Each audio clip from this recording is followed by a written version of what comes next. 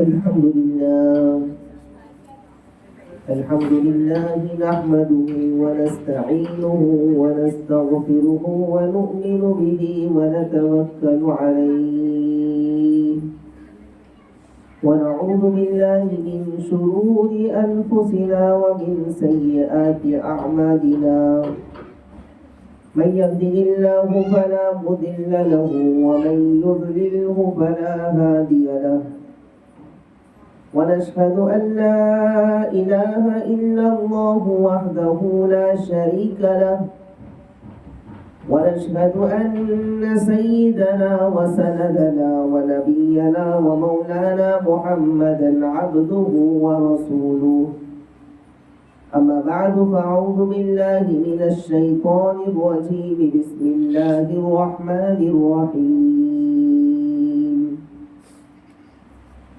كل نفس ذائقة الموت وإنما توفون أجوركم يوم القيامة فمن زحزح عن النار وأدخل الجنة فقد فاز وما الحياة الدنيا إلا متاع الغرور صدق الله العلي العظيم.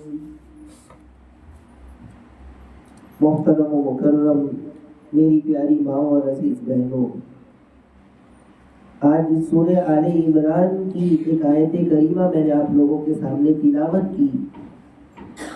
یہ قرآن کریم کی تیسری سورت ہے. اس آیت کریمہ میں اللہ تبارک و تعالی فرماتے ہیں کل نفس ذائقۃ الموت. سب سے پہلے اس کا ترجمہ سن لیں کہ ہر جاندار کو موت کا مزہ چکھنا ہے. وَإِنَّمَا تُوَفَّوْنَ أُجُورَكُمْ يَوْمَ الْقِيَامَةِ، اور تمہیں تمہارا اجر کل قیامت کے دن پورا پورا دیا جائے گا. تمہیں تمہارا اجر کل قیامت کے دن پورا پورا دیا جائے گا. فَمَنْ زُحْزِحَ عَنِ النَّارِ، پھر جو شخص جہنم سے آزاد کر دیا گیا، وَأُدْخِلَ الْجَنَّةَ، اور جنت میں داخل کر دیا گیا، فَقَدْ فَاز، تو وہ یقیناً کامیاب ہو گیا. وَمَا الْحَيَاةُ الدُّنْيَا إِلَّا مَتَاعُ الْغُرُورِ، اور دنیا کی زندگی دھوکے کے سامان کے سوا کچھ بھی نہیں ہے. یہ آیت کریمہ کا ترجمہ ہو گیا. اس آیت کریمہ میں اللہ تبارک و تعالی ہم سب کو موت کا پیغام دے رہے ہیں کہ زندگی اصل جو ہے وہ مرنے کے لیے. زندگی ہے تو موت آئے گی.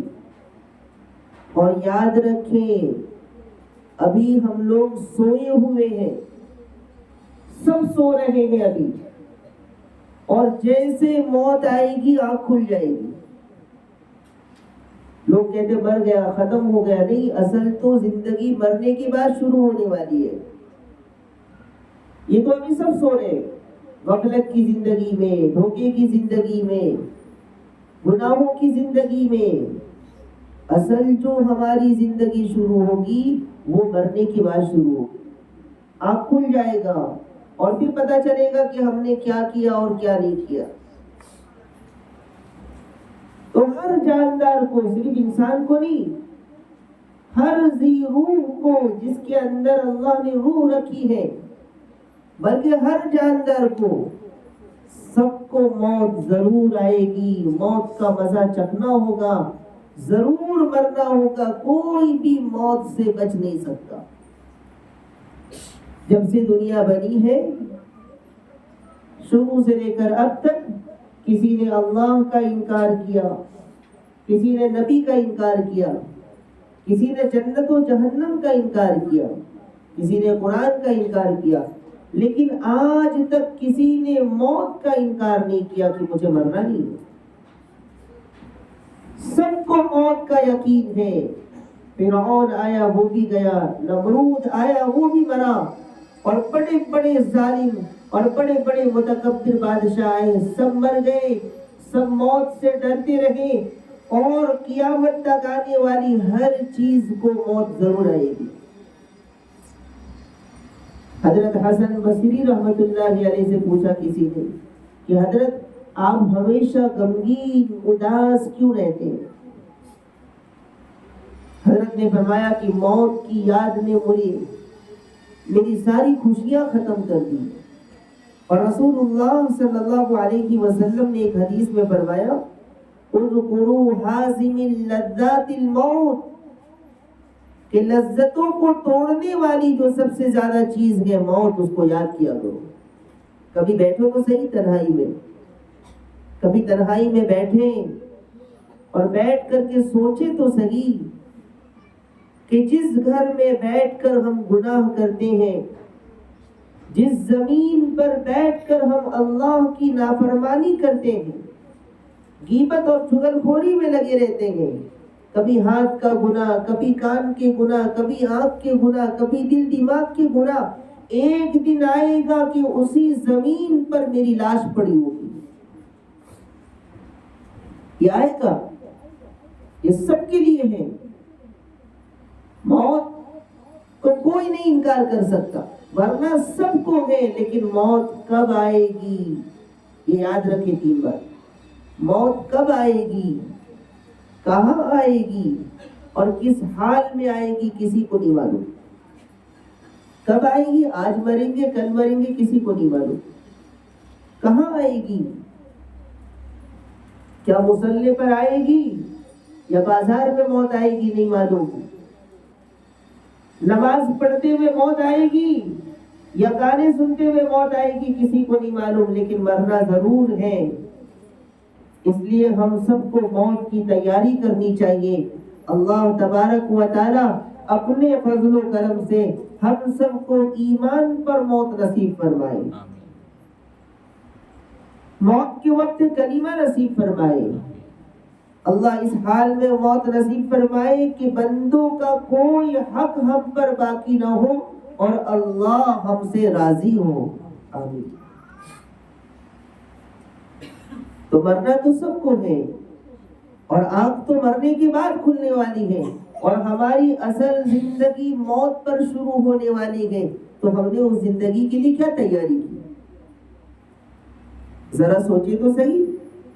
رمضان آنے والا تھا، گھر صاف کیا، گھر پاک کیا، رمضان کی ضرورت کی چیزیں جمع کی، لیکن ہمیں مرنا ہے، اس کے لیے ہم نے کیا جمع کیا ہے؟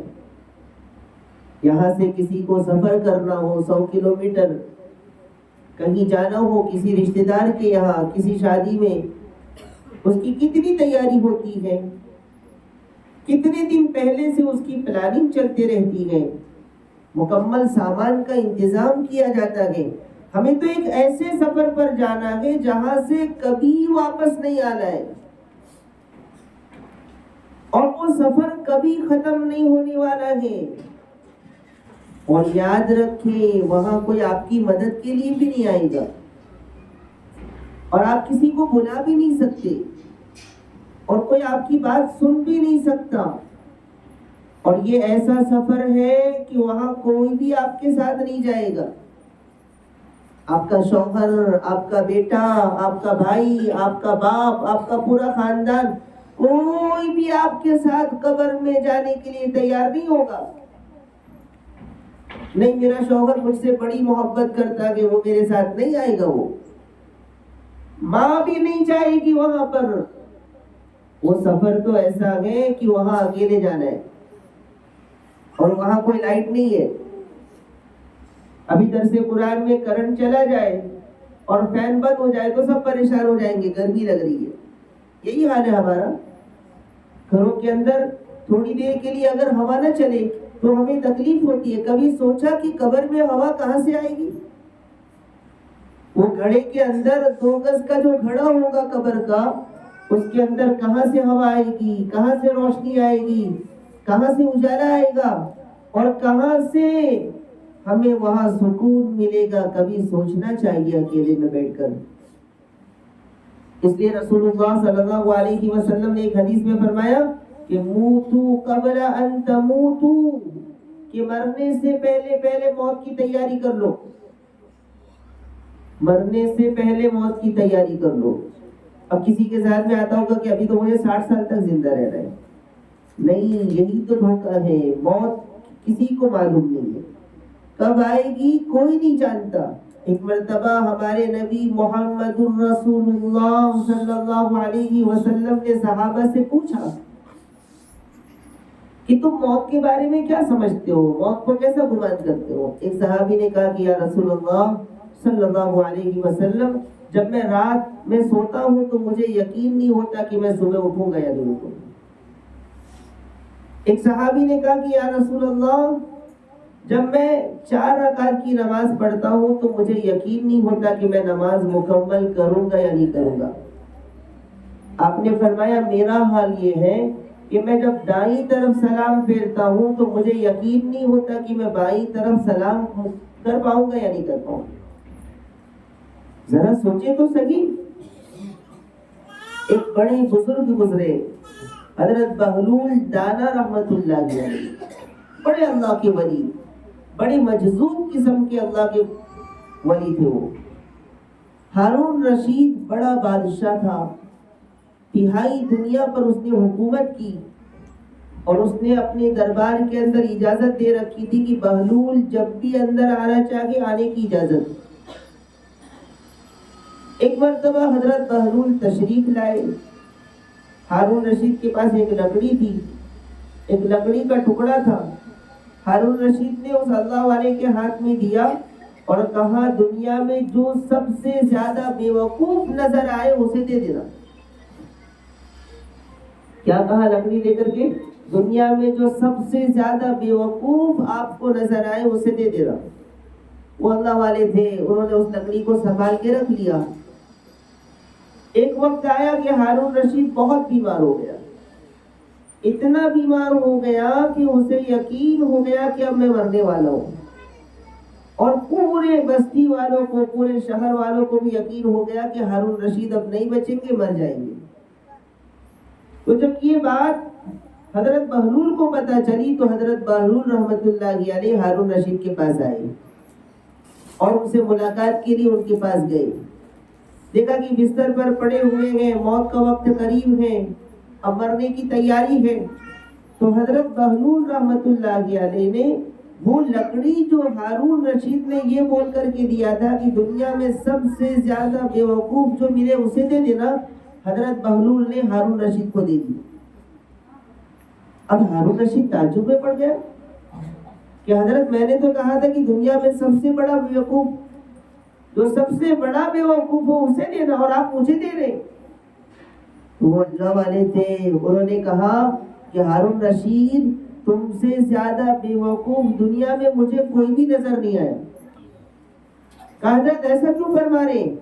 کہا ہارون رشید میں نے دیکھا دنیا کے اندر جب تمہیں کہیں جانا ہوتا تو بڑے لشکر کے ساتھ تم جاتے تھے، اور جانے سے پہلے اس کی بڑی تیاری کرتے تھے، اور جانے سے پہلے وہاں کی خبر معلوم کرتے تھے۔ آج تم قبر کے سفر پہ جا رہے ہو، موت کے سفر پہ جا رہے ہو، اس سفر کی کیا تیاری کی تم نے؟ اس کے لیے کیا آگے بھیجا تم نے؟ اس کے لیے کیا تم نے تیاری کی؟ تم نے تو کوئی تیاری نہیں کی، اس لیے تم سے بڑا بیوقوف مجھے کوئی نظر نہیں آیا۔ یہ تو ہارون رشید کی بات ہو گئی، ذرا اپنے دل میں تو سوچ لے کہ ہم نے کیا جمع کیا ہے۔ تھوڑی دیر کے لیے سوچے کہ اس مجمع کے ختم ہونے سے پہلے پہلے بھی ہمیں موت آ سکتی ہے، اس مجمع کے ختم ہونے سے پہلے بھی ہمیں موت آ سکتی ہے۔ ایک شخص بلڈنگ بنانے کا کام کر رہا تھا، اچانک سے 3ری فلور سے گرا، اور گر کر کے جب نیچے گرا تو اسے کچھ بھی نہیں ہوا۔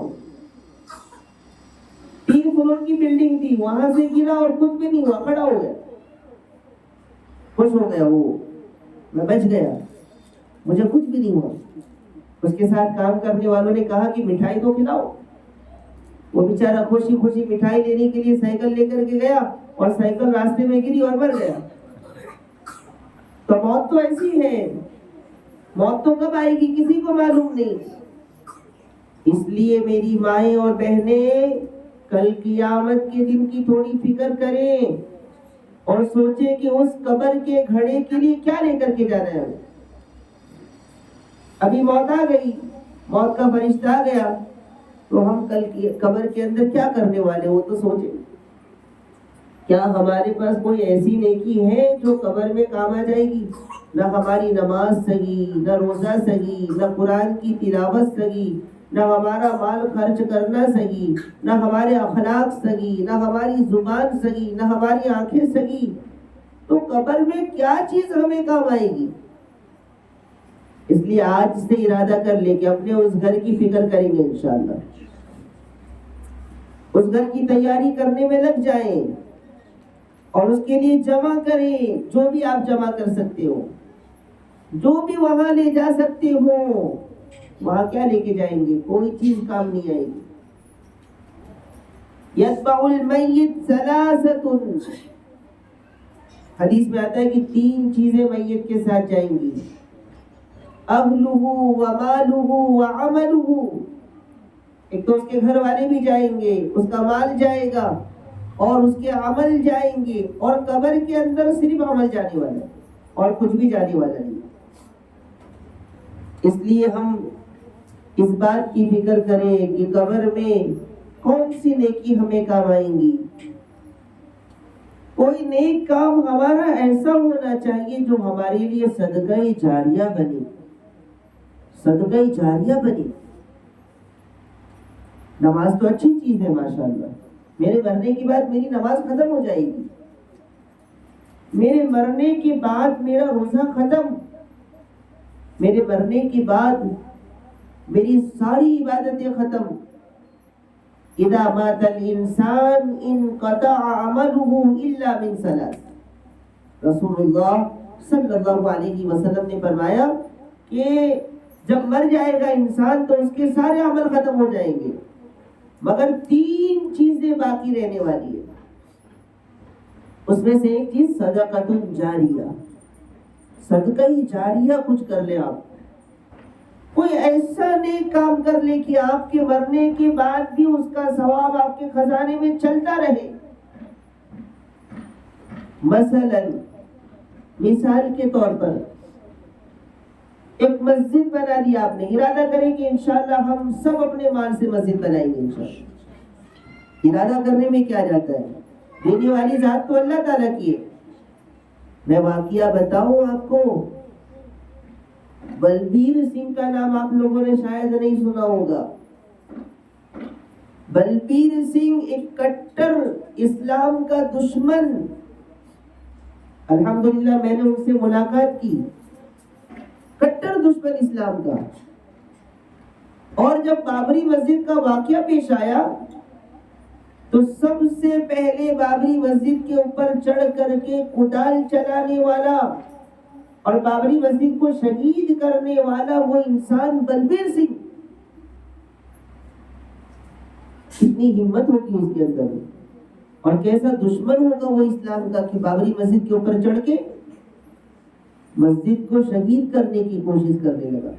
لیکن اس کی کون سی نیکی پسند آئی ہوگی اللہ کو, کون سا عمل کہ اللہ نے اس کو اسلام کی توفیق عطا فرمائی, مسلمان ہو گیا. وہ ایک بڑے بزرگ کے پاس گیا اور کہا کہ حضرت میں نے تو اللہ کا گھر شہید کرنے کی کوشش کی تھی, اب میں مسلمان ہو چکا ہوں اور مجھے بڑا افسوس ہے, میں کیا کروں؟ حضرت نے فرمایا مسجد توڑ رہے تھے, مسجد بناؤ. تو انہوں نے اس مجمع میں ارادہ کیا کہ انشاءاللہ میں 100 مسجد بناؤں گا.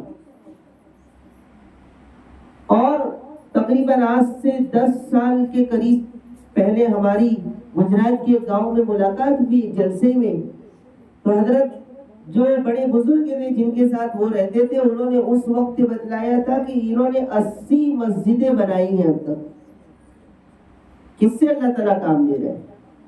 دیکھیں تو صحیح کہ ایک بلبیر سنگھ مسجد کو توڑنے والا مسجد بنانے والا بن گیا. تو ایسا ہم بھی ارادہ کریں کہ انشاءاللہ اللہ نے ہمیں توفیق دی تو ہم ضرور مسجد بنائیں گے یا مدرسہ بنائیں گے.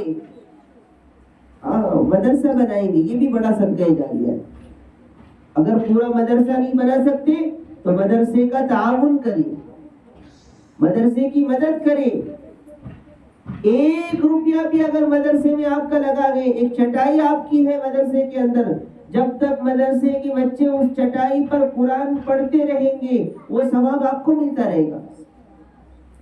مدرسے کی زمین کی ضرورت ہے، آپ نے زمین کے لیے کچھ مال لگایا، جب تک اس زمین پر بچے قرآن پڑھتے رہیں گے آپ تو مر جائیں گے، اور وہ ثواب آپ کے خزانے میں چلتا رہے گا.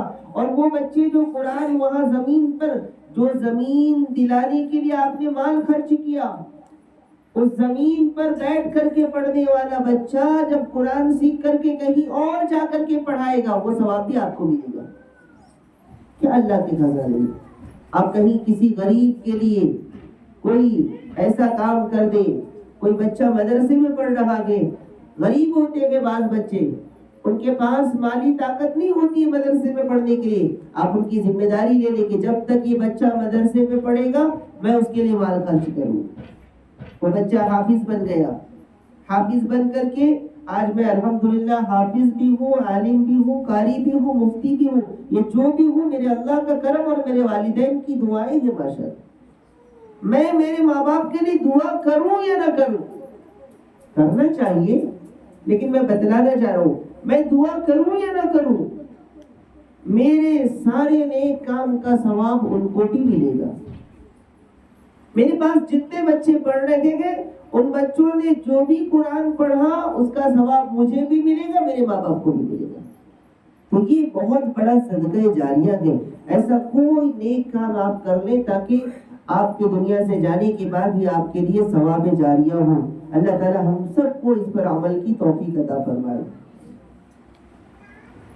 تو میں کہہ رہا تھا کہ موت یہ تو یقینی ہے، اس کی تیاری ہمیں کرنی ہے کہ ہم نے اس کے لیے کیا تیاری کی. یاد رکھیں یہ میرا جسم، میرا مال، میرا گھر، میری گاڑی، میرا بنگلہ، میرا خاندان کچھ بھی کام نہیں آئے گا، کچھ بھی کام نہیں آئے گا. اگر کچھ کام آئے گا تو نیک عمل کام آئے گا.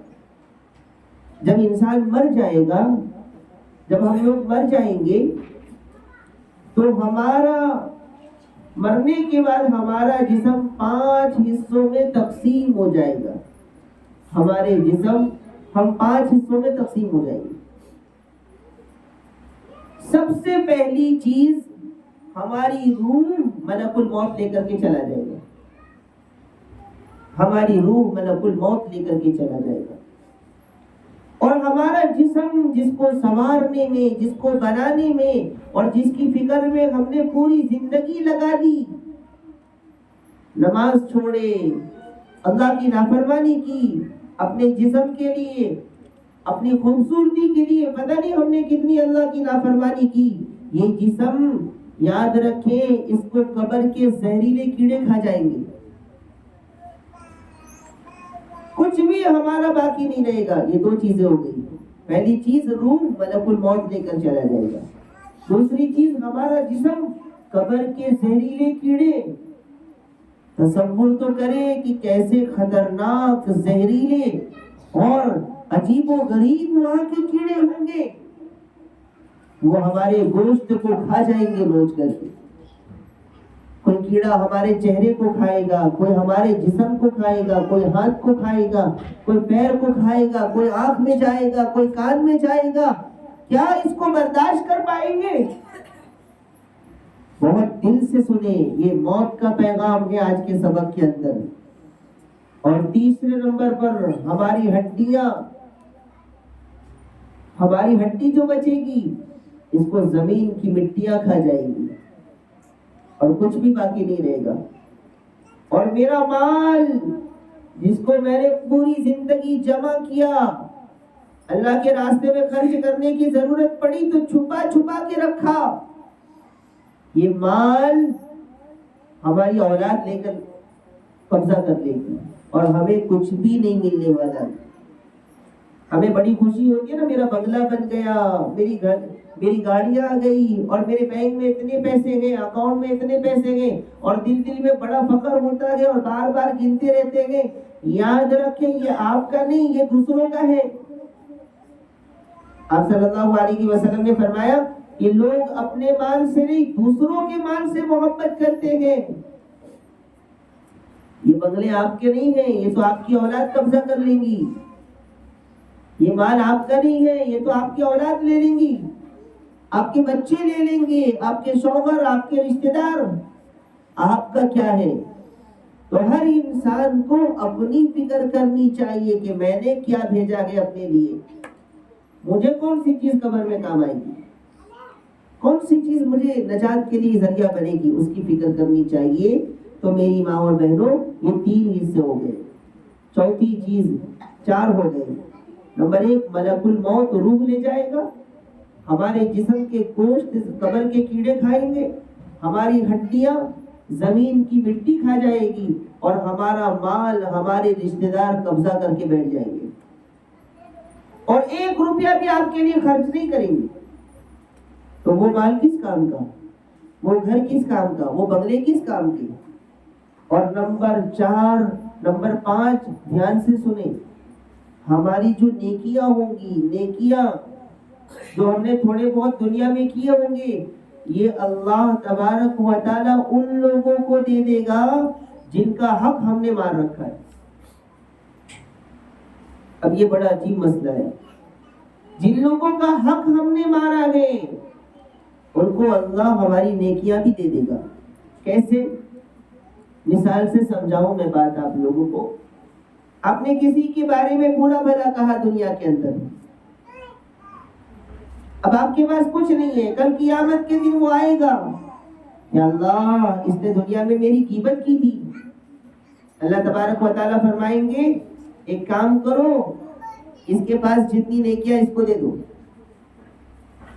یا اللہ اس نے تو دنیا میں مجھ پر ظلم کیا تھا، اس کے پاس کیا نیکی ہے تم لے جاؤ. یا اللہ اس نے مجھے دنیا میں بہت ستایا تھا، اللہ تعالیٰ آپ کی نیکیاں اس کو دیں گے. اس نے تو میرا مال دبا رکھا تھا، میرا حق مارا تھا، مجھے قرضے واپس کرنے کے دن نہیں کیے. یہ کوئی چھوٹی چیز نہیں ہے. آپ کی ساری نمازیں، سارے روزے، آپ کی ساری نیکیاں اللہ ان کو دے دے گا. آپ کے پاس کیا بچے گا؟ کچھ بھی نہیں. جہنم میں جانے کا دروازہ کھلا ہوگا. اس لیے اپنے حقوق صاف رکھیں. ہمیں لگتا ہے کہ میں نے اتنی 1 گھنٹے تک بیٹھ کر کے برائی کی، برا بھلا کہا، گالیاں دی، ظلم کیا. کچھ بھی نہیں. مرنے کے بعد سب کا حساب دینا ہے. اس لیے دنیا کے اندر معافی مانگ لیں، اپنے معاملے کو پاک کر لیں. اگر کسی کا دل ناراض ہے تو جائیں اور کہیں کہ اللہ کے لیے مجھے معاف کر دو. اگر نہیں معاف کیا تو کل قیامت کے دن میں نہیں بچ سکتا.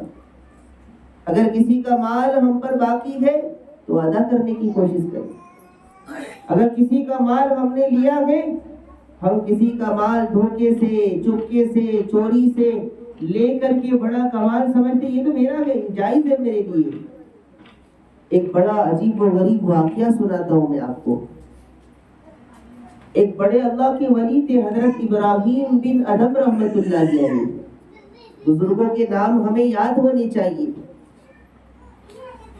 بڑے بزرگ گزرے حضرت ابراہیم بن ادم رحمت اللہ علیہ. ان کے بارے میں آتا ہے کہ اللہ کے جو بڑے ولی ہوتے ہیں ان کو کچھ کرامتیں اللہ تعالیٰ عطا فرماتے ہیں.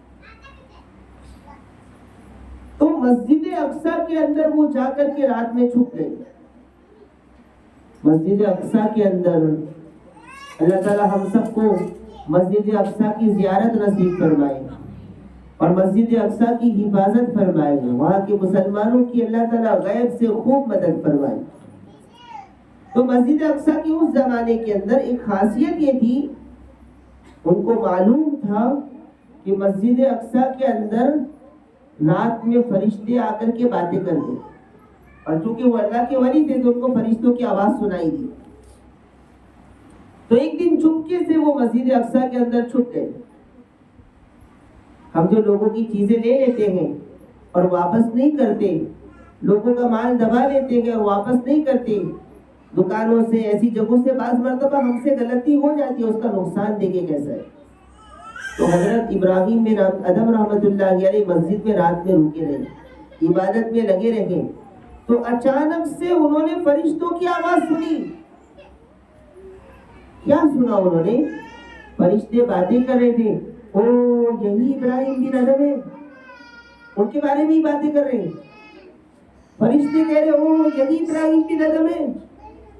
1 سال سے اس کی نیکی آسمان پر نہیں جا رہی. کیسے اللہ کے بڑے ولی، کتنا بڑا مقام ہے ان کا، بہت بڑے اللہ کے ولی گزرے. اور فرشتے کہہ رہے کہ یہی ابراہیم بن ادم 1 سال سے اس کی نیکی آسمان پر نہیں جا رہی ہے. وہ پریشان ہو گئے، یا اللہ کون سا گناہ میں نے کیا؟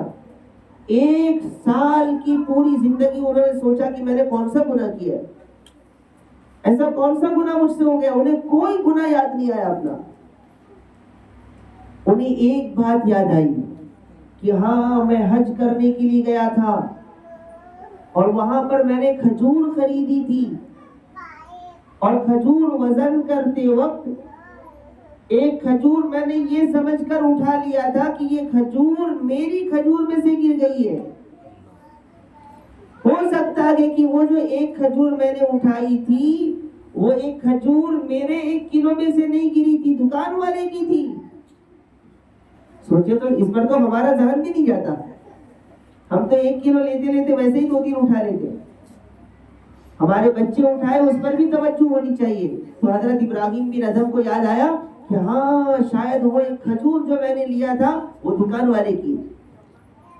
وہاں سے فلسطین سے مکہ گئے اور جانے کے بعد اس دکان والے کو تلاش کیا اور کہا کہ 1 سال پہلے میں تمہارے پاس سے کھجور لے کر کے گیا تھا، اس کھجور میں 1 کھجور میں نے غلطی سے اٹھا لی تھی، مجھے معاف کر دو. حالانکہ فلسطین اور مکہ کتنا بڑا فاصلہ اور جانے کے لیے کتنا مال خرچ کرنا پڑا ہوگا، لیکن وہ گئے اور جا کر کے معافی مانگی اور پھر واپس مسجد اقصی گئے. جب مسجد اقصی گئے اور جانے کے بعد رات میں رکے تو فرشتوں کی آواز سنی انہوں نے، اور فرشتے بات کر رہے تھے کہ ہاں اب ابراہیم بن ادم کی نیکی آسمان پہ جا رہی. اب ہمارا کیا حال ہوگا؟ ذرا سوچیں، اپنی زندگی کا جائزہ لیں. اللہ کی قسم میں آپ پر بالکل تنقید نہیں کر رہا، لیکن میری زندگی کو میں جانتا ہوں، آپ کی زندگی کو آپ جانتے ہیں. رات میں بیٹھے، اکیلے میں بیٹھے اور سوچیں کہ کیا کسی کا حق ہم پر باقی ہے؟ کیا کسی کی کوئی چیز میرے پاس رہ تو نہیں گئی ہے؟ کسی کا کچھ دینا تو میرے ذمہ نہیں ہے نا؟ اگر ہے تو اس کو کلیئر کر لیں. اگر کسی کا دل دکھایا گئے تو چونکہ قبر میں جانا ہے، موت کا مقابلہ کرنا ہے، اس لیے اللہ کے واسطے اپنے سارے معاملے کلیئر کر لیں، ورنہ اللہ ہماری نیکیاں ان کو دے دے گا اور اس کے بعد پھر ہمارے پاس کچھ بھی نہیں بچے گا، ہماری نیکیاں بھی ختم. اور یاد رکھیں، ایک اور جملہ میں بولنا رہ گیا، آپ کی نیکیاں بھی ختم ہو جائیں گی. اس کے بعد اور بھی لوگ آئیں گے، چونکہ میں نے تو بہت لوگوں کا دل دکھایا ہے، اور بھی لوگ آئیں گے، یا اللہ اس نے تو میرے ساتھ ایسا کیا تھا، اس نے میرے ساتھ ایسا کیا تھا. تو اللہ تعالیٰ کہیں گے اس کے پاس تو اب نیکی بھی نہیں ہے، ایک کام کرو تمہارے گناہ اس کو دے کر کے جاؤ، تمہارے گناہ اس کے خزانے میں ڈالو. اور بھی لوگ آئیں گے، اللہ اس نے ایسا کیا ایسا کیا. اللہ تعالیٰ فرمائیں گے اس کے پاس کچھ نہیں ہے، تمہارے گناہ دے کر کے جاؤ. اب اس کے سارے گناہوں کے پہاڑ جمع ہو جائیں گے اور پھر آخر میں وہ جہنم میں جائے گا. اللہ تعالیٰ ایسی چیزوں سے ہماری حفاظت فرمائے. تو موت کا پیغام یہ بڑا عجیب و غریب پیغام ہے. ہم سب کو اپنے موت کی فکر کرنی چاہیے. ہر انسان کو مرنا ہے، ہر انسان کو موت کا مزہ چکھنا ہے. یاد رکھیں، مزہ یا تو اچھا ہوگا، میٹھا ہوگا، یا تو کڑوا ہوگا. مزہ یا تو اچھا ہوگا یا تو کڑوا ہوگا. حضرت عمر رضی اللہ تعالیٰ عنہ نے ایک مرتبہ ایک بڑے صحابی حضرت کعب احبار سے فرمایا کہ ہمیں بتاؤ موت کیا ہوتی ہے، موت کیا ہوتی ہے؟ تو انہوں نے فرمایا کہ امیر المؤمنین، موت یہ ہے کہ ایک کانٹے دار ٹہنی، بالکل کانٹے دار ٹہنی ہمارے جسم کے اندر ڈالی جائے. سنیں اور تصور تو کریں کہ اس کی تکلیف کیسی ہو سکتی ہے. تو حضرت نے فرمایا کہ کانٹے دار ٹہنی ہمارے جسم میں ڈالی جائے اور اس کے کانٹے ہمارے نسوں میں پھنس جائے اور پھر ایک طاقتور انسان اس ٹہنی کو زور سے کھینچے اور کھینچنے کی وجہ سے ہماری ساری نسیں پھٹ جائیں. اس پہ کتنی تکلیف ہوتی ہے، اس سے زیادہ تکلیف بہت کرو. کتنا سخت منظر ہوگا. ایک بڑے بزرگ فرماتے ہیں کہ اگر موت کے وقت اگر موت کا نشہ نہ ہو تو انسان کو اتنی تکلیف ہوتی ہے کہ سامنے والے پر تلوار چلانا شروع کر دے، لیکن اسے اپنی موت نظر آنے لگتی ہے. سکرات کے وقت میں جب موت کا فرشتہ سامنے کھڑا ہوتا کہ وہ منظر وہ دیکھنے لگتا کہ اس وجہ سے وہ ڈرا ہوا ہوتا ہے. اللہ تبارک و تعالیٰ سکرات سے، موت کی سختی سے اللہ تعالیٰ ہم سب کی حفاظت کرتا. بڑا سخت منظر ہے، بڑا درد بھرا منظر ہے. اس وقت کے آنے سے پہلے کچھ جمع کر لیں، کچھ خزانہ جمع کر لیں، کچھ نیکیاں جمع کر لیں تاکہ قبر میں ہمارے کام آ جائے. یا موت کا مزہ بہت اچھا بھی ہو سکتا ہے. آپ نے اللہ کی مرضی کے مطابق رسول اللہ صلی اللہ علیہ وسلم کی سنت کے مطابق زندگی گزاری ہے. دنیا میں کسی کا کوئی حق آپ پر باقی نہیں ہے، کسی پر ظلم نہیں کیا، کسی کا مال نہیں لیا، کسی کا قرض باقی نہیں ہے. یہ ساری چیزیں اگر ہیں، اگر ان چار چیزوں سے پاک ہے تو ہو سکتا ہے کہ موت کا مزہ بڑا میٹھا ہو. ایک مرتبہ ایک صحابی رسول صلی اللہ علیہ وسلم بڑے بیمار تھے اور موت کا وقت قریب تھا. ہمارے نبی صلی اللہ علیہ وسلم تشریف لے گئے تو آپ نے دیکھا کہ ملک الموت ان کے سینے کے پاس بیٹھا ہوا ہے اور اپنی انگلی سینے پر رکھا اور روح نکالی ان کی. تو محمد الرسول اللہ صلی اللہ علیہ وسلم نے ملک الموت سے کہا، ملک الموت میرے صحابی کے ساتھ نرمی کا معاملہ کرو. حضرت ملک الموت نے کہا محمد رسول اللہ صلی اللہ علیہ وسلم سے کہ میں نے، چونکہ مجھے پہلے سے اللہ تعالیٰ کی طرف سے حکم ہے کہ آپ کے صحابی کے ساتھ نرمی کا معاملہ کروں، اس لیے میں نے صرف انگلی ان کے سینے پر رکھی، ورنہ اور لوگوں کی روح نکالتے وقت میں ان کے سینے میں اپنا پنجہ گاڑ دیتا ہوں اور کھینچ کر کے روح نکالتا ہوں.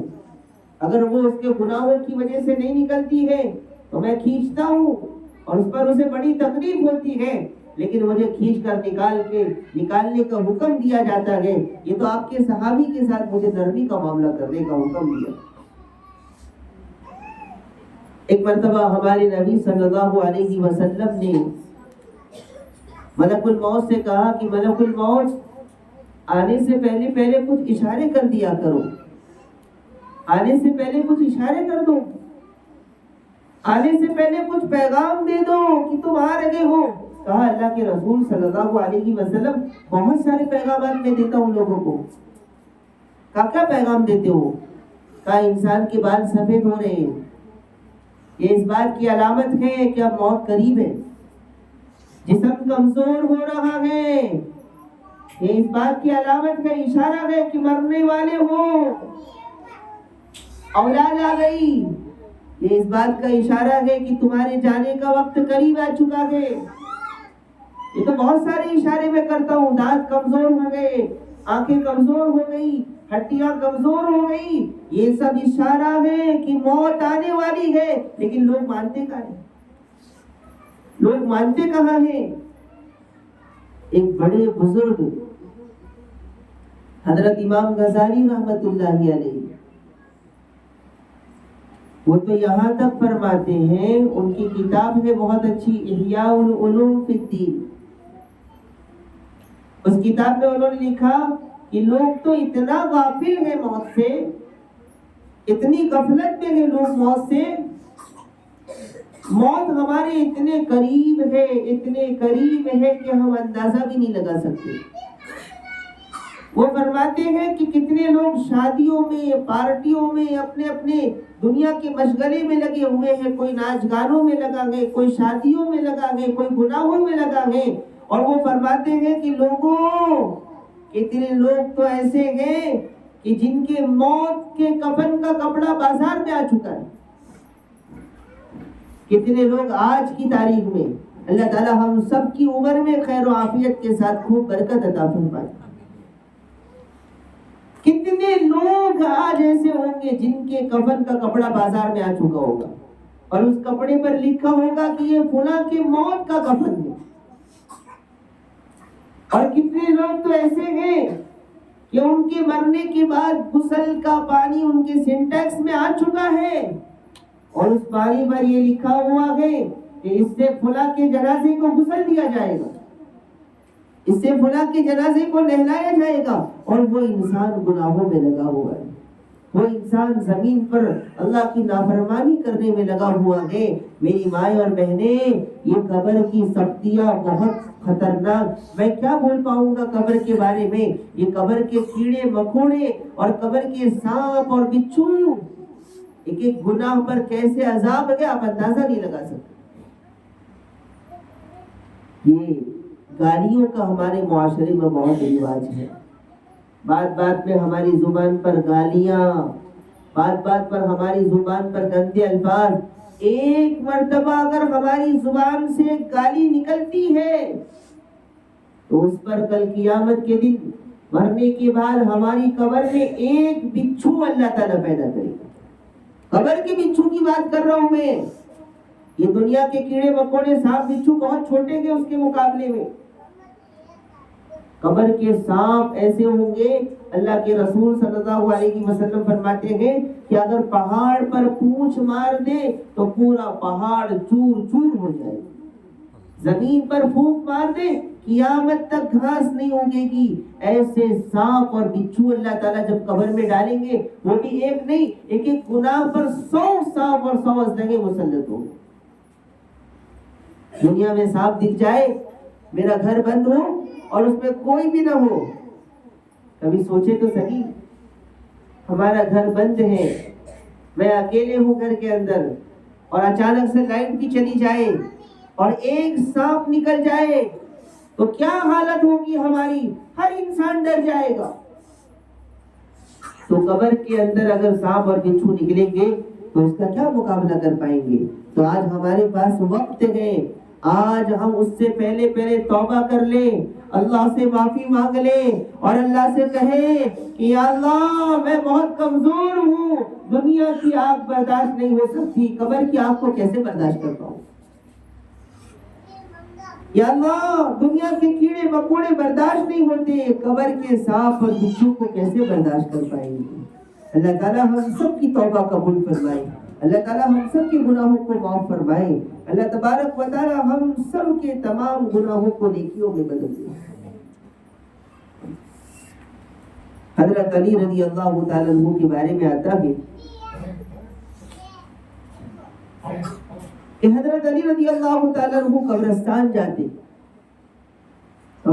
جاتے اور جا کر کے سلام کرتے، السلام علیکم یا اہل القبور، اے قبر والو تم پر سلام ہو.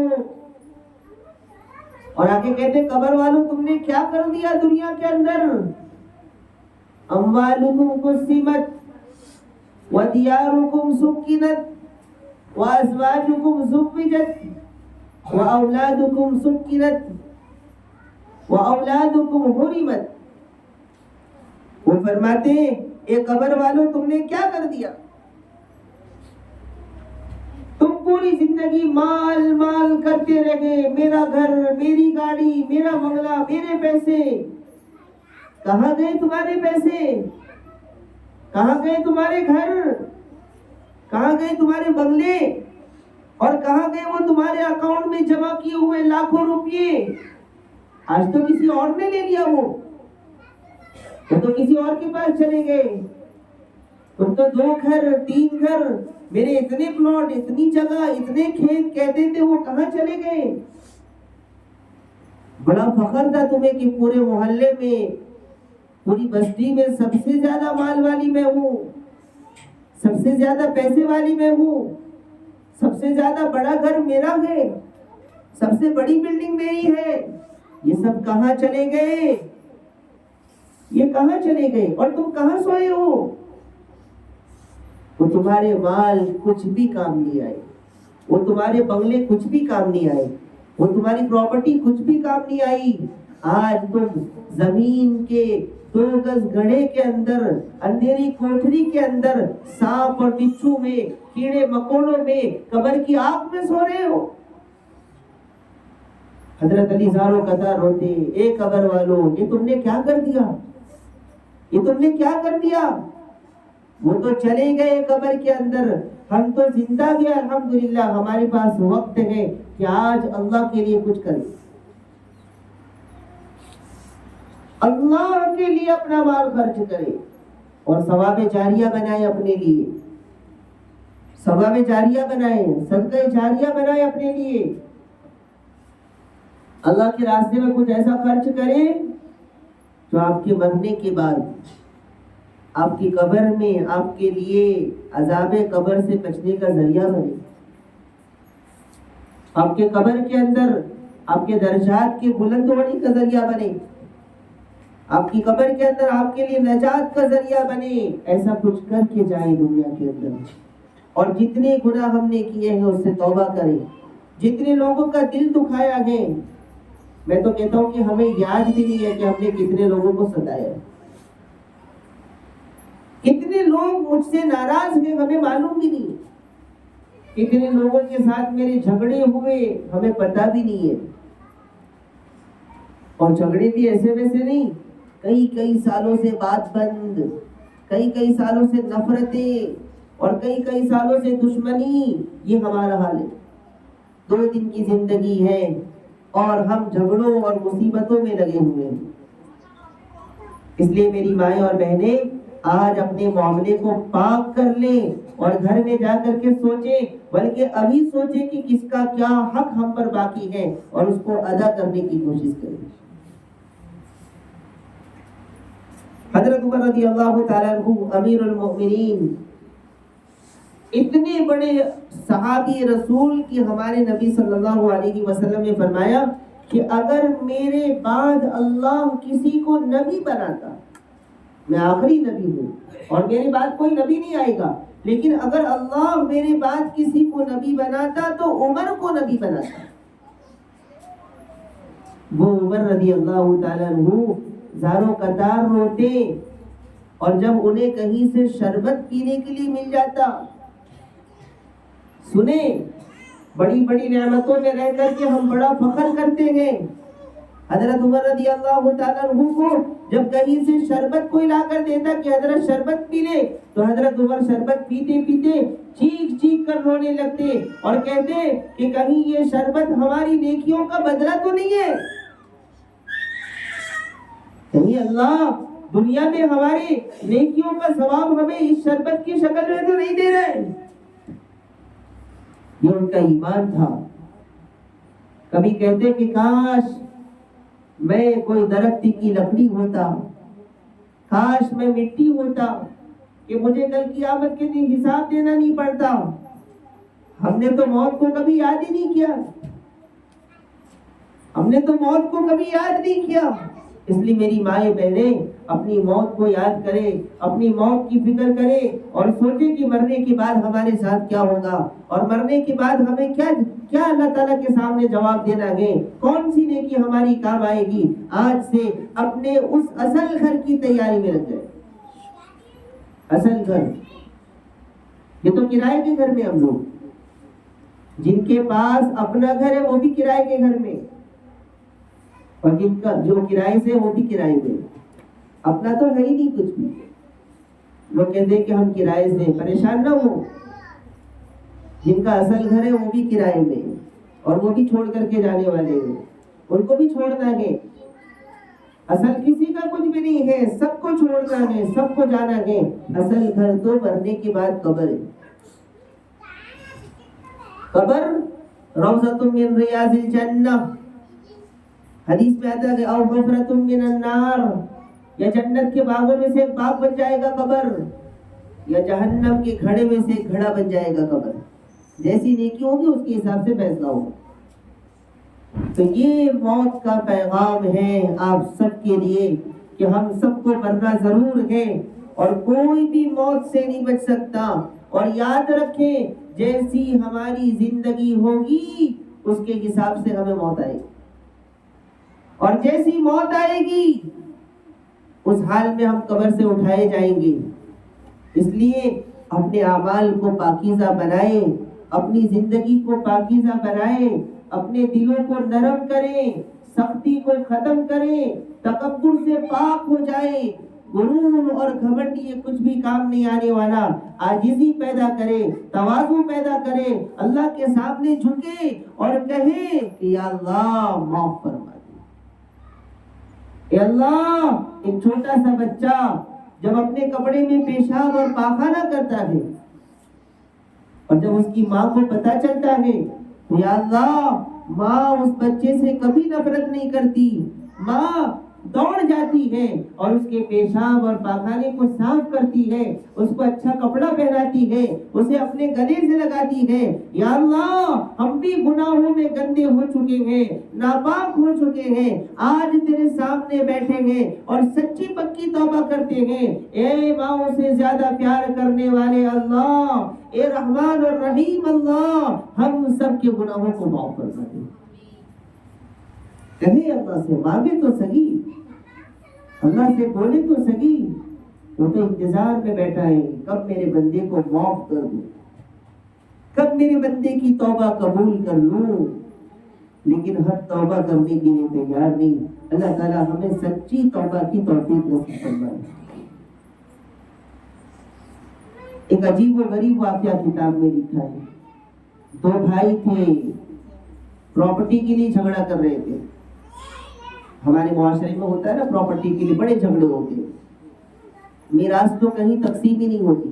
انشاءاللہ آئندہ بہت جلد میراث کے مسئلے بھی انشاءاللہ آپ لوگوں کے سامنے آئیں گے۔ تو باپ کی وراثت تقسیم ہی نہیں ہوتی۔ آج تک اتنے عرصے میں شاید 2-3 لوگوں نے مجھے میراث کا مسئلہ پوچھا ہے، کوئی پوچھتا ہی نہیں ہے، اس لیے کہ دینا ہی نہیں تو پوچھے گا کون۔ تو خیر، دو بھائی جھگڑا کر رہے تھے گھر کے اندر کہ یہ گھر میرا، یہ گھر تیرا، اتنا حصہ میرا، اتنا حصہ تیرا۔ تو اللہ نے عبرت کے لیے ایک واقعہ ظاہر کیا، اور دیوار کے اندر سے ایک اینٹ اس سے آواز آئی کہ میری پراپرٹی کے بارے میں تم کیوں جھگڑے کر رہے ہو؟ تو دونوں ڈر گئے کہ یہ کیا، کس کی پراپرٹی؟ تو ایک اینٹ وہاں سے آواز آ رہی تھی اس کے اندر سے، اس نے کہا کہ میں بھی اپنے زمانے کا بڑا مالدار تھا اور مر گیا اور زمین میں دفن ہو گیا، زمین کے کیڑے میرے گوشت کھا گئے، ہڈیاں زمین کی مٹیاں کھا گئی، اور اسی مٹی سے پھر اینٹ بنی، اور آج میں یہاں لگا ہوا ہوں، اور تم مال کی بات کر رہے ہو، یہ سب ختم ہونے والا ہے۔ اور یاد رکھیں موت سے کوئی بچ نہیں سکتا۔ اینما تکونوا یدرککم الموت ولو کنتم فی بروج مشیدہ۔ آپ جائیں گے تو کہاں جائیں گے؟ کوئی اگر جا سکتا ہے تو زمین کی گہرائی میں چلے جائے گا، آسمان کی بلندی پر چلا جائے گا، پہاڑ کی چٹانوں میں گھس جائے گا، سمندر کی گہرائی میں چلے جائے گا۔ یاد رکھیں اللہ تعالیٰ فرماتے ہیں یہ زمین بھی میری، آسمان بھی میرا، سمندر بھی میرا، یہ جنگل بھی میرے، پہاڑ بھی میرے، جہاں کہیں تم جاؤ گے میں تمہیں پکڑ کے جہنم میں داخل کر دوں، بچ نہیں سکتے۔ اینما تکونوا یدرککم الموت ولو کنتم فی بروج مشیدہ، تم مضبوط قلعے میں بھی چلے جاؤ گے تب بھی موت پکڑ لے گی،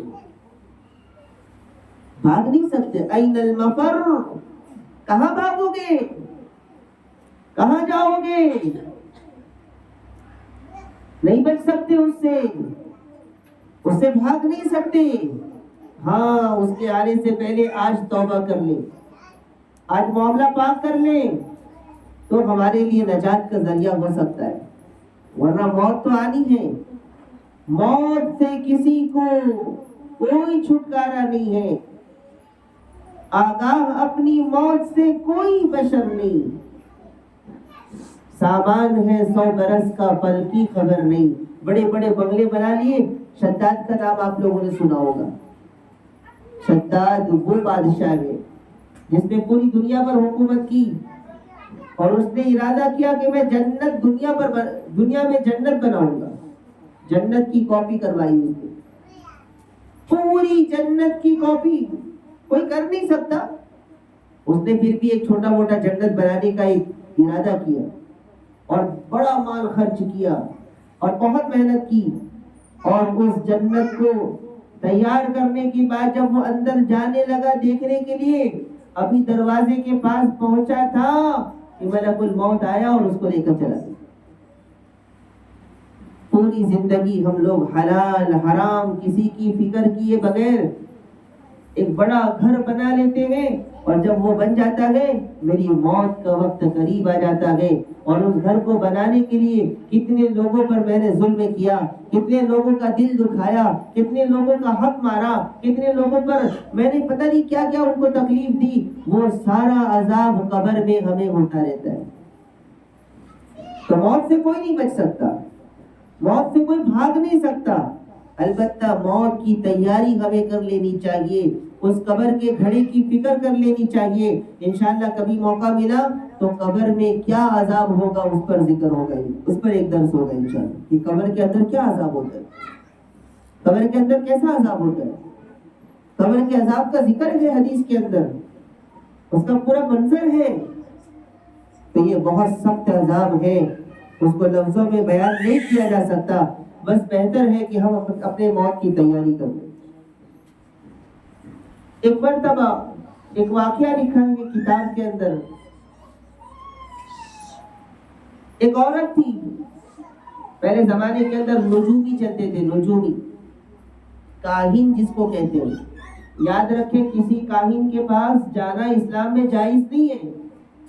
آج کے زمانے کے اندر بھی ویسا چل رہا ہے, غیروں میں تو ہے, لیکن ہماری کچھ مائیں اور بہنیں بھی, ہمارے کچھ مسلمان بھی ایسے لوگوں کے پاس جاتے ہیں اور اپنا فیوچر معلوم کرتے ہیں. جوتش کے پاس جاتے ہیں اور ان کے پاس جا کر کے ہاتھ دکھا کر کے یا اپنا نام بتا کر کے, یاد رکھیں اس کی کوئی حقیقت نہیں ہے اور اسلام میں یہ حرام ہے, حرام. تو خیر پہلے زمانے کی بات ہے, بہت پہلے کی بات. اس عورت کو کسی کاہن کے ذریعے یہ پتا چلا کہ اس کی موت ایک مکڑی سے ہونے والی ہے. مکڑی کے ذریعے اس کی موت ہونے والی ہے. اب اس نے اپنے شوہر کو کہا کہ میری موت تو مکڑی سے ہونے والی ہے. اب ظاہر سی بات ہے کہ اس سے بچنے کا کیا راستہ ہونا چاہیے. اگر زندگی بھر میرے پاس کوئی مکڑی نہیں آئی تو میں نہیں مروں گی. جب مکڑی کے کاٹنے سے مجھے موت آنے والی ہے تو اس کے شوہر نے کہا کہ تم فکر مت کرو, میں ایک ایسا بڑا محل بنواؤں گا جس کے اندر مکڑی تو کیا ایک چوٹی بھی داخل نہیں ہو سکتی. اور بہت پیسہ خرچ کر کے اس کے شوہر نے ایک ایسا بنگلہ تیار کروایا, ایسی کاریگری اس پہ کروائی کہ ایک چھوٹی سی چوٹی بھی اندر نہیں آ سکتی. کیوں؟ تاکہ اندر مکڑی نہ آئے اور اس کے کاٹنے کی وجہ سے میری بیوی کی موت نہ ہو. ایک دن کیا ہوا, دونوں سوئے ہوئے تھے اس بنگلے کے اندر جس کو بہت مال خرچ کر کے جمع کیا بنایا تھا. اچانک سے اس کی بیوی کی نظر مکڑی پر پڑ گئی اس گھر کے اندر. اس لیے کہ موت تو آنی ہے. بنگلے میں کیا, پہاڑ کی چٹانوں میں بھی آئے گی, وہ سمندر کی گہرائی پہ بھی آئے گی, چھوڑنے والی نہیں ہے موت کسی کو. تو اس کی بیوی نے جب مکڑی کو دیکھا تو چلانے لگی. اس کے شوہر نے کہا کیا ہوا؟ کہا کہ اتنا بڑا بنگلہ بنانے کے بعد بھی مکڑی اندر آ گئی. اس کے شوہر نے کہا تو پریشان مت تو ابھی مارتا ہوں میں اس کو۔ اس کے شوہر نے اس مکڑی کو مارا اور مارنے کے بعد وہ زمین پر گر گئی اور مر گئی۔ اب وہ عورت کا دماغ، اس نے کہا کہ لاؤ میں بھی مارتی ہوں۔ غصے میں آ کر کے اس نے چڑ کر کے زور سے اپنے پیر سے اس کو مارا اور مکڑی کے اندر تھوڑی جان باقی تھی اور مکڑی نے پیر میں کاٹ لیا۔ اب مکڑی کے کاٹنے کی وجہ سے مرنے والی تھی، وہ بہانہ تھا، موت آنی تھی، مری وہ۔ موت سے کسی کو کوئی بچ نہیں سکتا، کسی کو بچنا نہیں ہے، ہر ایک کو موت آنا ہے۔ تو اس نے کہا میں بھی زور سے ماروں۔ ہمارے گھر میں مکڑی داخل ہو گئی، جیسے پیر مارا، ابھی تھوڑی جان باقی تھی، اس نے پیر میں کاٹا اور اس کاٹنے کی وجہ سے وہ سبب بنا اور وہ مر گئی۔ تو موت سے کوئی نہیں بچ سکتا، ہم بھی نہیں بچ سکتے۔ اور یاد رکھیں، یہ شوہر، یہ باپ، یہ بیٹا، یہ بھائی، یہ خاندان، کوئی ہمیں پوچھنے والا نہیں ہے۔ کیا آپ نے نہیں دیکھا کہ مرنے کے بعد تھوڑے دن میں ماں بھی بھول جاتی ہے، شوہر دوسری شادی کر لیتا ہے، بھائی، بیٹے، خاندان کوئی یاد نہیں کرتا۔ ایک لمحے کے لیے آئیں گے، رو کر چلے جائیں گے، کبھی کسی کو یاد آئی کوئی آپ کے لیے دعا نہیں کرے گا ہاتھ اٹھا کر کے۔ بڑے بڑے جو مال آپ نے جمع کیے ہیں کوئی آپ کے نام پر خرچ نہیں کرے گا، کوئی آپ کے لیے اللہ کے راستے میں نہیں دے گا۔ آج آپ زندہ گئے، جو کرنا چاہے کر سکتے ہیں آپ قبر کی تیاری کے لیے، یہ وقت ہے آپ کے پاس، ورنہ کوئی کام آنے والا نہیں ہے، کوئی ساتھ آنے والا نہیں ہے، کوئی آپ کے لیے ایک دن دعا کرنے والا نہیں ہے۔ آپ کے مرنے کے ساتھ یہ فکر ہوگی کہ اس کی پراپرٹی کتنی ہے۔ ہم نے دیکھا کہ ایسے گھروں کے اندر، ایسے گھروں میں جانا ہوا ہے، ماں کی لاش رکھی ہے اور لوگ پیسوں کی بات کر رہے ہیں کہ پیسے کتنے چھوڑے، اکاؤنٹ میں کتنے ہیں اور گھر میں کتنے ہیں اور زمین کتنی ہے، جائیداد کتنی ہے، اس کے بارے میں جھگڑے چالو ہوتے۔ ایسا سب کے ساتھ ہوتا ہے۔ اس لیے آج اس گھڑے کی تیاری کر لیں، اس اندھیری کوٹھری کی تیاری کر لیں، اس قبر کی تیاری کر لیں، ورنہ بہت افسوس ہوگا، بہت پچھتانا پڑے گا۔ حضرت انس رضی اللہ تعالیٰ عنہ فرماتے ہیں کہ روزانہ قبر 10 باتوں کا اعلان کرتی ہے، 10 باتوں کا اعلان کرتی ہے، چیخ چیخ کر کہتی ہے۔ وہ قبر اعلان کرتی ہے، اے نادان انسان، تو میرے پیٹ پر بڑا اکڑ کے چلتا ہے، آ تو صحیح میرے پیٹ میں یعنی قبر میں، تب تجھے پتا چلے گا کہ کیسا عذاب ہوتا ہے۔ تو میری پیٹ پر، پیٹ کا مطلب زمین اور پیٹ کا مطلب قبر، تو میری پیٹ پر حرام مال کھاتا ہے، لوگوں پر ظلم کرتا ہے، آ تو صحیح میرے پیٹ کے اندر، دیکھ قبر کے کیڑے مکوڑے سانپ بچھو تجھے کیسا کھائیں گے۔ تو میری پیٹ کے اندر بڑے بڑے مجمع میں اور جلسوں میں اور فنکشنوں میں گھومتا ہے اور اپنے آپ کو بڑا سمجھتا ہے، آ تو میرے پیٹ میں، دیکھ تجھے کیسے اکیلے اور تنہائی میں رہنا پڑے گا۔ تو میری پیٹ کے اوپر بڑے بڑے اجالوں میں گھومتا ہے، بڑے بڑے مجمع میں اور لائٹنگ میں رہتا ہے، آ تو صحیح میرے پیٹ کے اندر، دیکھ تجھے کیسے اندھیرے میں رہنا پڑتا ہے۔ ایسے چیخ چیخ کر کے قبر روز اعلان کرتی ہے۔ قبر کہتی ہے، اے نادان انسان، تو میری پیٹ پر ہنستا ہے، تکبر کرتا ہے، غرور کرتا ہے، میرے پیٹ کے اندر تجھے رونا پڑے گا اور اتنا رونا پڑے گا کہ تو برداشت نہیں کر پائے گا۔ اس لیے میری مائیں اور بہنیں اپنی موت کو یاد کریں۔ کتنے جنازے میں ہم لوگ گئے اور لوگوں کے گھر جا کر کے روتے ہیں۔ ایک وقت آئے گا کہ یہ میرا جسم لاش کی شکل میں ہمارے گھر میں پڑا ہوگا اور محلے کی ساری عورتیں ہماری لاش پر رونے کے لیے آئیں گی اور روئیں گی کہ یہ دنیا سے جا چکا ہے۔ جانا تو ہے، لیکن کیا جانے سے پہلے ہم نے اپنے گھر کی کوئی تیاری کی ہے، اپنا گھر بنایا ہے، قبر کی کوئی فکر کی ہے یا نہیں کی ہے؟ اس کے لیے آج ہمیں ارادہ کرنا ہے کہ انشاءاللہ اپنے سارے معاملے کلیئر کر لیں گے۔ سب کے حقوق ادا کر دیں، سب کے حقوق ادا کر دیں۔ اگر کسی کا کچھ لیا ہے تو واپس کر دیں، کسی کا کوئی قرض ہے تو واپس کر دیں، نہیں دے سکتے معافی مانگ لیں، معافی مانگ لیں اور کہیں میرے پاس طاقت نہیں ہے، میں بعد میں ادا کر دوں گی، لیکن ادا کرنا ضروری ہے، اس پر بڑا سخت عذاب ہونے والا ہے۔ تو میں نے وہ آیت کریمہ پڑھی، کل نفس ذائقۃ الموت، ہر جان کو موت کا مزہ چکھنا ہے، انسان کیا، جنات کیا، فرشتے کیا، آپ کو پتا ہے ملک الموت کو بھی موت آئے گی، ملک الموت کو بھی موت آئے گی، ملک الموت روح نکالنے والے فرشتے کو بھی موت آئے گی، اس کو بھی مرنا ہے، زمین بھی مرے گی، آسمان بھی مرے گا، ستارے بھی ٹوٹیں گے، پہاڑ بھی روئی کی گالوں کی طرح اڑتے پھریں گے، یہ کیا ہے، سب کو موت آ رہی ہے۔ کل قیامت کے دن جنت اور جہنم کے درمیان میں ایک مینڈھا لایا جائے گا، عربی جانور، ایک مینڈھا لایا جائے گا، دمبا لایا جائے گا، اور جنت والے بھی دیکھتے ہوں گے اور جہنم والے بھی دیکھتے ہوں گے، اور جنت و جہنم کے بیچ میں اس مینڈھے کو ذبح کر دیا جائے گا۔ لوگ پوچھیں گے یہ کون ہے، یہ کون ہے، یہ کیا ہے، تو آواز آئے گی کہ یہ موت ہے، اور آج اس موت کو بھی موت آ گئی۔ سن رہے ہوں گے آپ دھیان سے کہ آج موت کو بھی موت آ گئی، اب کوئی نہیں مرے گا، جنت والے ہمیشہ جنت میں رہیں گے، جہنم والے ہمیشہ جہنم میں رہیں گے، اب کسی کو موت نہیں آنی بنی، موت کا سلسلہ ختم۔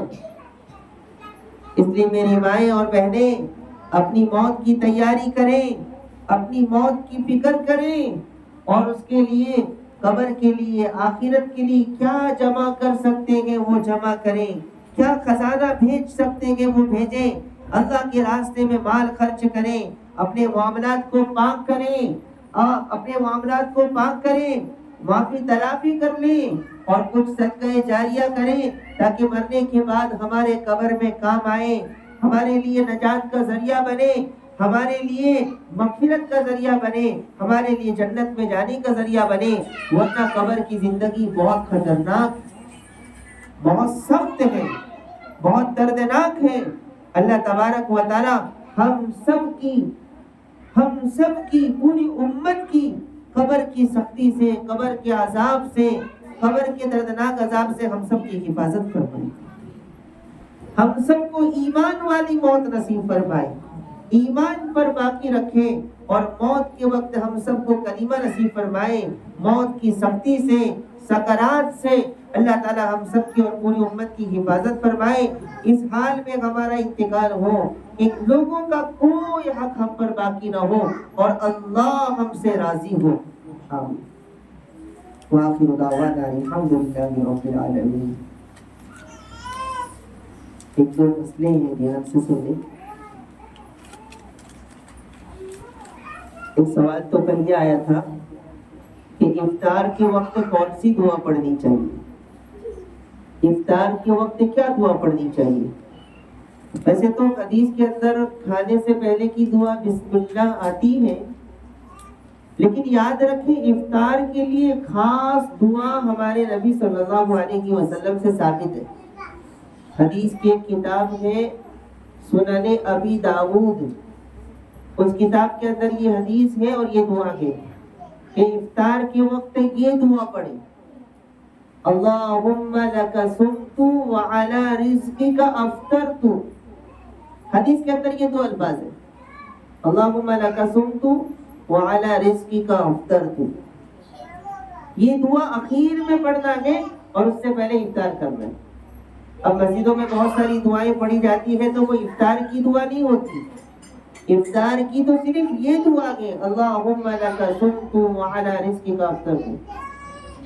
البتہ اس حدیث کے اندر کچھ اور اضافہ بھی کیا گیا ہے، تو یہ سمجھنا چاہیے کہ حدیث میں سنت تو صرف یہ دو لفظ ہیں، لیکن اگر کوئی پورا پڑھتا ہے اللہم لک صمت وبک آمنت وعلیک توکلت وعلی رزقک افطرت، تو یہ بھی پڑھ سکتے ہیں۔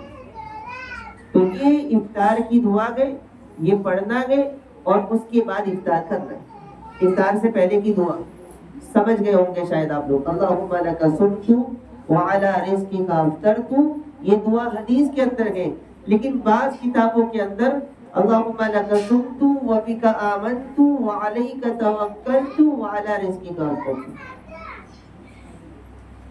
اور ایک دعا ہے حدیث کے اندر، ذهب الظمأ وابتلت العروق وثبت الاجر انشاءاللہ۔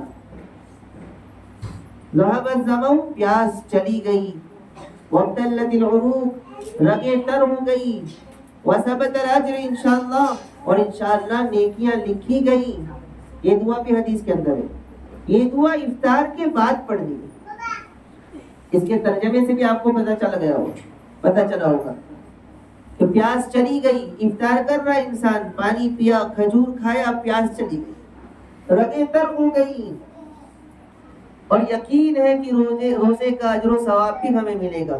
تو ذهب الظمأ وابتلت العروق وثبت الاجر انشاءاللہ، یہ دعا افطار کے بعد پڑھنا ہے۔ اور افطار سے پہلے جو افطار کی دعا ہے حدیث کے اندر، وہ ہے اللہم لک صمت وعلی رزقک افطرت۔ اور اس سے پہلے بہت ساری دعائیں آپ سنتے ہوں گے افطار سے پہلے، وہ افطار کی دعا نہیں ہے، بلکہ وہ ایسے ہی پڑھائے جاتے ہیں دعا کے طور پر۔ افطار کی دعا تو اتنی ہی ہے جتنا میں نے آپ لوگوں کو بتلایا۔ اور ایک دوسرا سوال ہے، اگر کسی نے سحری نہیں کیا تو کیا اس کا روزہ ہو جائے گا؟ بعض مرتبہ ہماری آنکھ نہیں کھلی سحری کے اندر، تو کیا آپ بغیر سحری کے روزہ رکھ سکتے ہیں؟ تو بغیر سحری کے بھی روزہ رکھنا ہی ہے، معاف نہیں ہے روزہ۔ سحری کرنا سنت ہے، جان بوجھ کر کے سحری ہمیں نہیں چھوڑنا ہے، جان بوجھ کر کے۔ ایک انسان سحری کے وقت اٹھا کے کچھ نہیں کھا رہا ہے، اس لیے کہ سحری کرنا سنت ہے۔ اگر سحری نہیں کیا جان بوجھ کر کے تو سنت کے ثواب سے محروم ہو جائے گا۔ اب ایک انسان فجر میں سحری کے وقت میں نہیں اٹھا، ایسے وقت میں اٹھا جب سحری کا وقت ختم ہو گیا تھا، تو بغیر سحری کے بھی روزہ رکھنا گئے، اور اس کا روزہ صحیح ہو جائے گا، اس کو کوئی گناہ نہیں ہوگا۔ اللہ تعالی ہم سب کو عمل کی توفیق عطا فرمائے۔ دعا کریں۔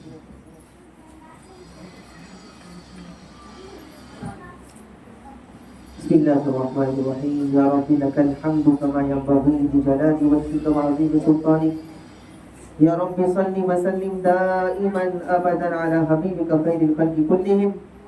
اے اللہ ہم سب کے گناہوں کو معاف فرما دے، ہم سب کے خطاؤں سے درگزر فرما دے۔ اے اللہ ہم نے بے شمار گناہ کیے ہیں، رات کے اندھیریوں میں، دن کے اجالوں میں، صبح شام، پتہ نہیں کتنے گناہ ہم نے کیے ہیں۔ ہم گناہ کر کے بھول گئے، ہم گناہ کرتے گئے، بھولتے گئے، تو نے سب یاد رکھا ہے، تیرے خزانے میں سب جمع ہے۔ اے اللہ ہم بڑے کمزور ہیں، دنیا کی آگ برداشت نہیں ہوتی، مچھر مکھی برداشت نہیں ہوتے۔ یا اللہ قبر کے سانپ بچھو کو کیسے برداشت کریں گے، قبر کے عذاب کو کیسے برداشت کریں گے۔ اے اللہ رحم فرما دے، کرم فرما دے، معاف فرما دے۔ اے اللہ تو بڑا غفور الرحیم ہے، اے اللہ ماؤں سے زیادہ پیار کرنے والا ہے۔ اے اللہ ہم نے قبر کی کوئی تیاری نہیں کی، ہم نے موت کی کوئی تیاری نہیں کی۔ اے اللہ ہزاروں جنازے ہم نے دیکھے، لیکن ہم نے اپنی تیاری نہیں کی۔ اے اللہ ہمیں موت کی تیاری کی توفیق نصیب فرما، اے اللہ قبر کی تیاری کی توفیق نصیب فرما۔ اے اللہ ہمارے حال پر رحم فرما، ہماری مغفرت فرما، ہمارے والدین کی مغفرت فرما، پوری امت کی مغفرت فرما۔ اے اللہ ہمارے تمام گناہوں کو معاف فرما دے۔ رمضان کا مہینہ ہے، اس مہینے میں بھی تو نے معاف نہیں کیا تو کب معاف کرے گا یا اللہ۔ اے اللہ ہم گناہ کرنا نہیں چاہتے ہیں، اے اللہ ہم سے گناہ ہو جاتے ہیں۔ اے اللہ ہم تمام گناہوں سے توبہ کرتے ہیں، معافی مانگتے ہیں، وعدہ کرتے ہیں کہ آج کے بعد گناہ نہیں کریں گے۔ اے اللہ ہم سب کے گناہوں کو معاف فرما دے، ہم سب کے گناہوں کو معاف فرما دے۔ اے اللہ ایمان پر موت نصیب فرما، موت کے وقت کلمہ نصیب فرما. اے اللہ یہاں تیری بہت ساری نیک بندیاں جمع ہے، اے اللہ ان سب کی مغفرت فرما دے، ان کا نام جہنم سے نکال کر جنت الفردوس میں لکھ دے. یہ تیرے لیے جمع ہوئی ہیں، تیرے قرآن کے درس کو سننے کے لیے آئی ہیں.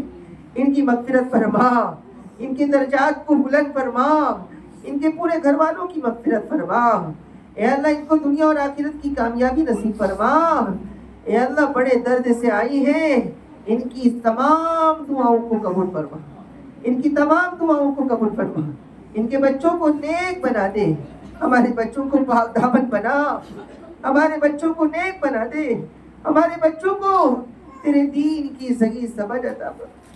اے اللہ ہمارے گناہوں کی وجہ سے ہمارے بچوں کو نافرمان نہ بنا، ہمارے گناہوں کی وجہ سے ہمارے بچوں کو نافرمان نہ بنا. اے اللہ ہمیں بھی نمازی بنا دے، ہمارے بچوں کو بھی نمازی بنا دے، ہمارے گھر کے ہر فرد کو نمازی بنا دے. اے اللہ ہمارے دلوں میں تیری اور تیرے نبی کی محبت پیدا فرما، قرآن کی محبت پیدا فرما، علماء کی محبت پیدا فرما، حافظ قرآن کی محبت پیدا فرما.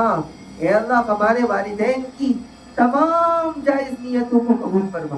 اے اللہ ہم سب کو اپنے گھر حرمین شریفین کی زیارت نصیب فرما، حج اور عمرے کی توفیق نصیب فرما.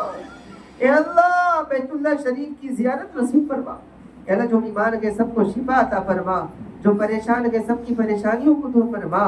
اس پورے مجمع کا جنت الفردوس میں داخلہ نصیب فرما، ہماری تمام دعاؤں کو قبول فرما. صلی اللہ علیہ النبی الامی برحمتک یا ارحم الراحمین.